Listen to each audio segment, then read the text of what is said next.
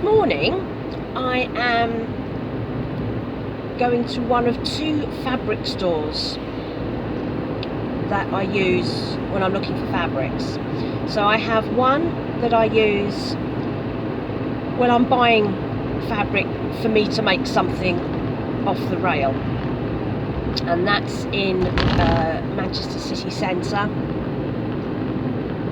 And I've mentioned before how they have like a by the kilo section where all the offcuts go. Today I'm going to the other shop, which is called Leon's Fabric Store. It's in South Manchester, because I have a commission, and if I'm being commissioned to make something and someone wants a particular type of fabric, a particular colour, I'll go here because they have a really good stock. They're like a warehouse, they're huge, and it's a fabulous little place. So I'm going to, hopefully, I haven't been here for 2 years, and there's a particular fabric that my client wants because I've made something for her with this fabric before. So I'm wondering if 2 years later, if any of that fabric is still there. I feel like I would be quite lucky if I get it, but equally you would be surprised how long some things wait on the shelf for someone to buy them, and that's fine, they've got the stock. So we shall see. But I wanted to talk about a YouTube video, a very short video that I saw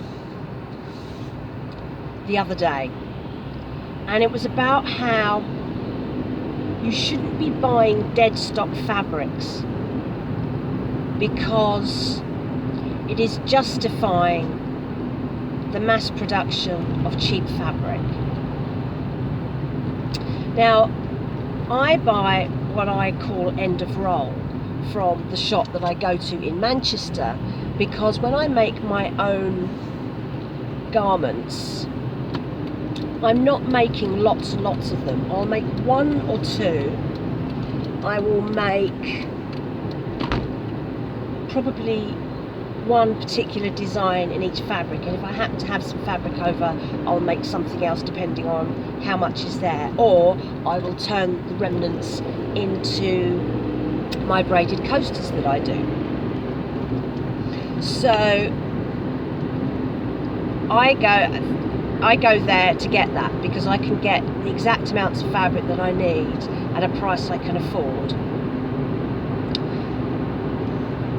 I presume those end of rolls are like Deadstock. They're unwanted bits from overproduction, overpurchase, whatever it is. The thing is that works for me based on the size of my business, which is very small, based on the amount of space I have, based on the finances I have. And I'm not in a position to be able to buy very expensive, sustainably made fabrics, which, sustainable is a very odd word because it implies all sorts of things, and there really isn't enough transparency to tell you what sustainable really means. My idea of organic, for instance, isn't the same as a supermarket's idea of organic. My idea of sustainability is not buying anything at all. So even if you're buying a sustainable fabric, if you've bought it to make something that isn't an essential, then that's not sustainable at all. Because what did you really need? I just make do and mend all my clothes now, because I don't need any more clothes, and I like wearing the ones I've already got. So already I have a problem with that idea of sustainability and what that actually means.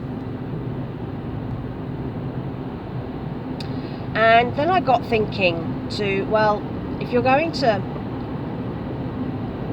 label the Deadstock, buying Deadstock, as encouraging the overproduction of cheap fabric. And then we talk about things like people buying second-hand clothes. Second-hand clothes are the clothes that people don't want. Likely it's someone made an impulse purchase and has now decided to get rid of it. Whether that ends up in a charity shop, or I will often browse vintage these days just to see what's there in case there's anything that, because there are a few things that I feel I could need rather than want, and I just look and see what might be there.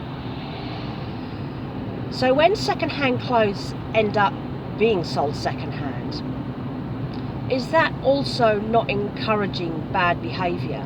Because if someone can go into, say, Primark, fill up their basket with stuff, half of it they never wear, and then they sell it on Vinted or eBay or Depop or any of those other sites, you've just encouraged them to buy more because they know they can get rid of it and make some money back. So I'm quite conflicted by the whole message, because it's the same thing. Any industry that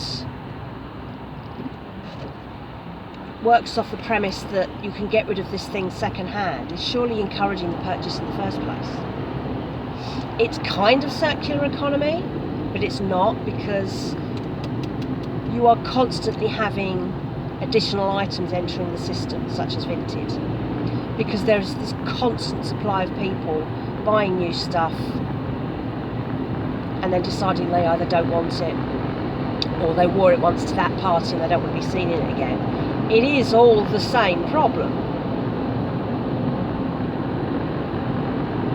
So if you're going to come down on it as a hard line, the only sustainable thing is the thing that you don't buy at all.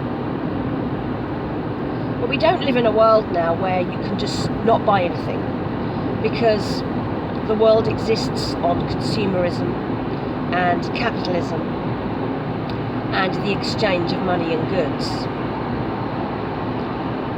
People don't tend to live sustainable lives anymore, whereby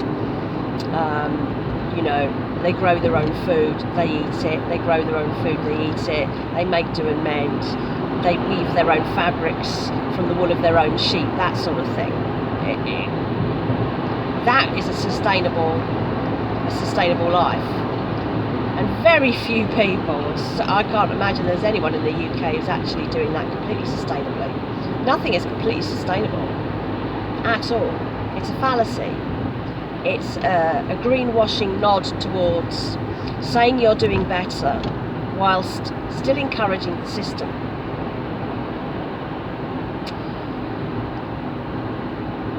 I can understand where the argument comes from, but then if I don't buy those kilo amounts, I have to stop doing the thing that I like doing. And yes, I appreciate that I am making clothes that are wants, not needs.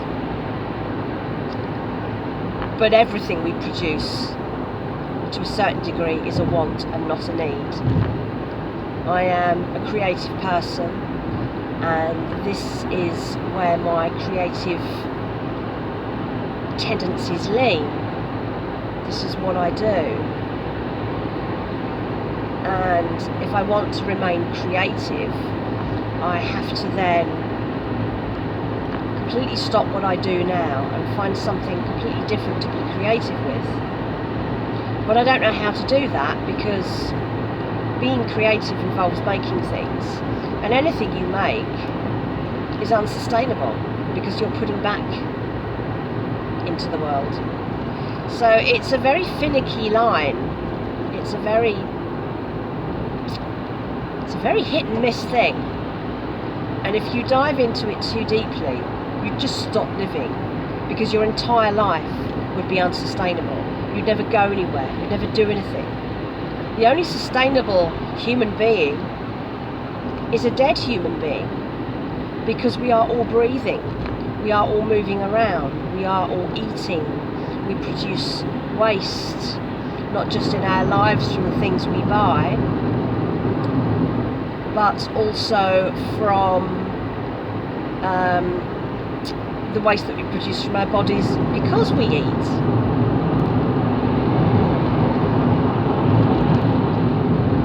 So it is a very difficult line not to cross. But it's an interesting conversation for sure.